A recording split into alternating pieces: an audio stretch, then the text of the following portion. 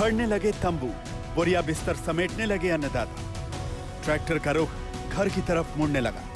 379 दिनों तक दिल्ली की सरहद पर डेरा डाले किसानों की घर वापसी शुरू हो चुकी है। ये तस्वीरें सिंघू बॉर्डर और गाजीपुर बॉर्डर की हैं, जो साल भर से अन्नदाता के आंदोलन का गढ़ बन गया था।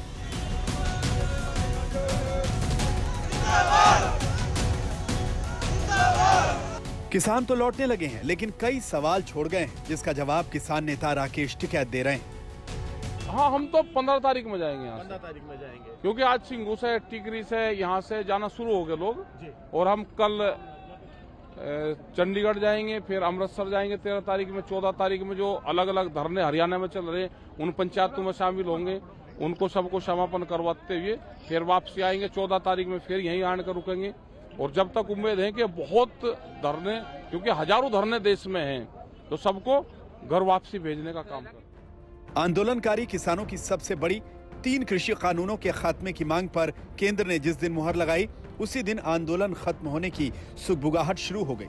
हालांकि किसान नेता अब भी कई सारी मांगों को लेकर सरकार से राब्ता कर रहे हैं। किसानों की नजर अब इस बात पर है कि कृषि मंत्रालय के सचिव ने जो लिखित वादे अपने पत्र में किए हैं, उन पर कब और कितना अमल हो पाता है। आंदोलन के दौरान किसानों से केस वापसी अहम मुद्दा था, जिस पर सरकार ने ठोस वादा किया है। एमएसपी के लिए बनने वाली कमेटी पर भी किसानों की नजर रहेगी। बिजली कानून भी किसान अपने हिसाब से चाहते हैं। साथ ही किसान मुआवजे की भी मांग कर रहे हैं। वहीं जिन किसानों पर केस हुए, उनकी वापसी की भी मांग किसान कर रहे हैं। यानी कुल मिलाकर 4 ऐसे मुद्दे हैं जिन पर किसानों की अब भी नजर है। किसानों के इन मुद्दों को लेकर आम सहमति बनती दिख रही है, लेकिन राकेश टिकैत सियासी चिंगारी जलाए रखना चाहते हैं। आंदोलन की ट्रेनिंग है, यह आंदोलन की ट्रेनिंग हुई 1 साल की, तो इनके अनुभव रहने चाहिए। आपको विश्वास है सरकार पर? सरकार पर तो सभी को विश्वास रहता है। सरकार करे ना यहाँ करे, हम 1 साल से विश्वास पे ही तो बैठे यहाँ पे। क्या राकेश टिकैत जैसे किसान नेता बीजेपी के खिलाफ मोर्चा खोलेंगे? पंजाब और यूपी में किसान आंदोलन का चुनाव पर क्या असर पड़ेगा?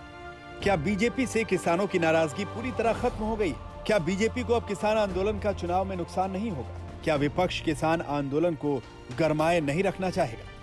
एक ऐतिहासिक जीत हुई, एक ऐसी ऐतिहासिक आंदोलन की, एक आंदोलन जो न सिर्फ ऐतिहासिक, एक शांतिपूर्ण आंदोलन, एक ऐसा आंदोलन जो पूरी दुनिया भर में चर्चित था।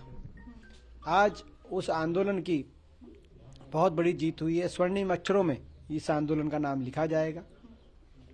हम ये उम्मीद रखते हैं सरकार से कि जितनी भी मांगे सरकार ने मानी हैं आज लिखित रूप से, उन सभी मांगों को सरकार अमली जामा जल्दी पहनाने का काम करेगी।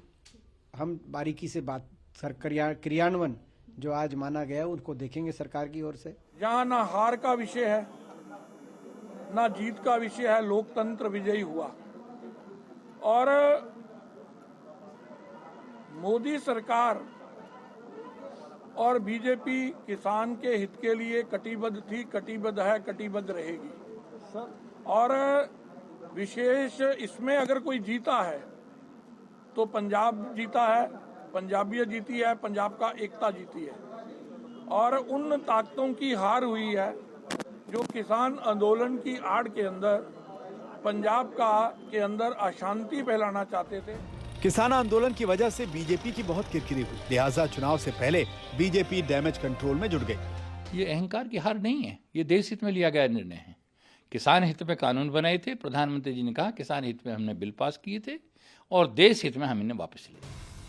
किसान नेताओं ने बहुत कोशिश की कि यह आंदोलन सियासत की भेंट न चढ़ पाए, हालांकि इसमें वो कामयाब भी रहे। लेकिन मोदी सरकार पर हमले के लिए विपक्ष ने हमेशा इसे हथियार बनाया।